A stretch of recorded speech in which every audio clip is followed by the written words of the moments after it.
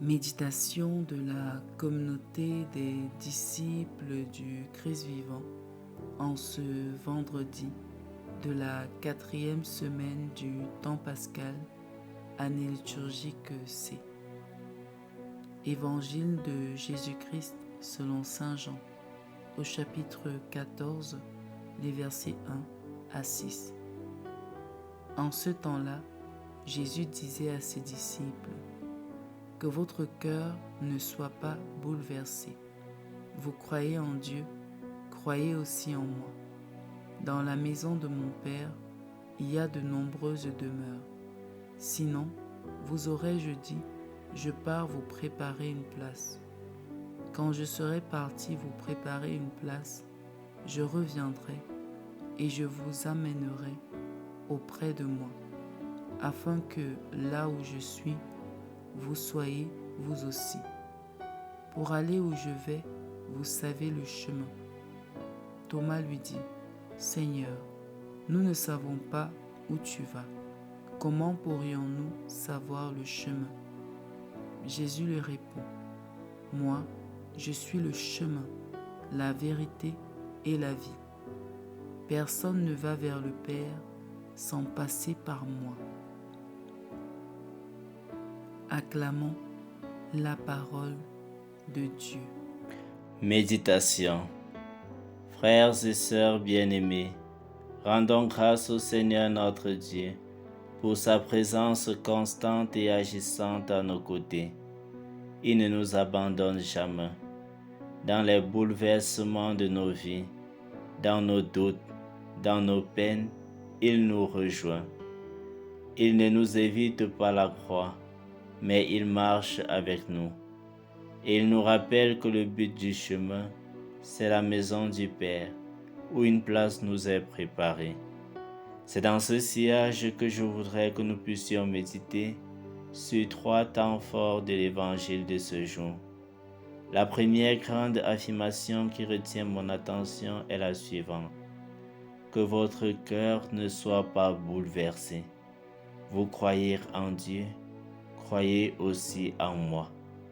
Ces paroles de Jésus résonnent avec une douceur particulière dans nos cœurs, surtout quand l'angoisse, l'incertitude ou le deuil nous touchent. Jésus parle à ses disciples à la veille de sa passion.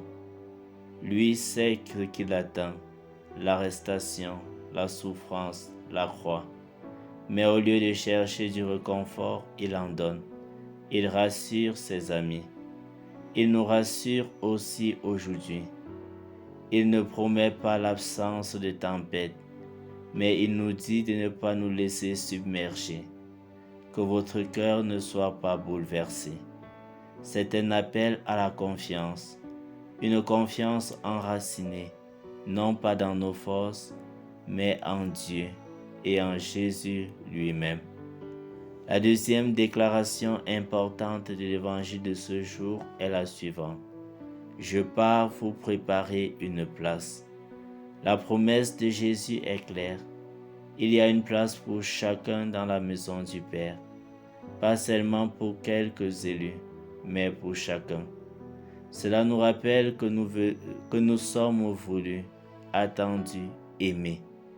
Dans un monde qui mesure trop souvent la valeur des gens à leur utilité ou leur performance, Jésus nous dit: tu as une place unique.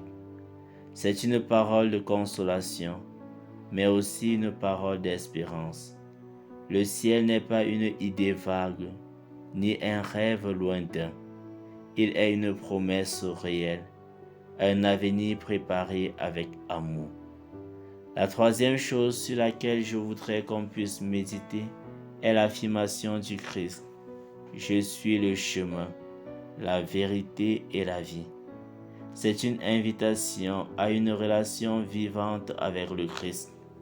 Être chrétien, ce n'est pas seulement croire en des doctrines, c'est suivre quelqu'un, vivre avec quelqu'un.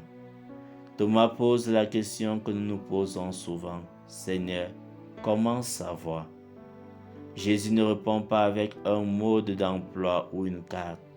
y répond avec sa personne. Il ne montre pas le chemin, il est le chemin.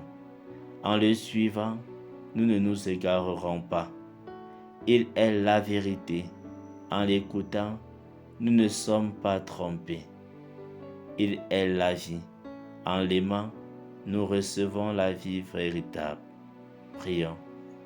Seigneur, tu es le chemin, la vérité et la vie. Donne-nous la grâce de savoir toujours te reconnaître présent dans notre vie et de nous attacher à toi d'un cœur sans partage, car c'est uniquement en toi que nous sommes rassurés du bonheur, de la paix et du salut. Intercession. Prions pour que le Seigneur augmente la foi de tous les chrétiens, particulièrement ceux qui traversent des situations angoissantes. Exercice spirituel. Réconforter une personne dans son entourage.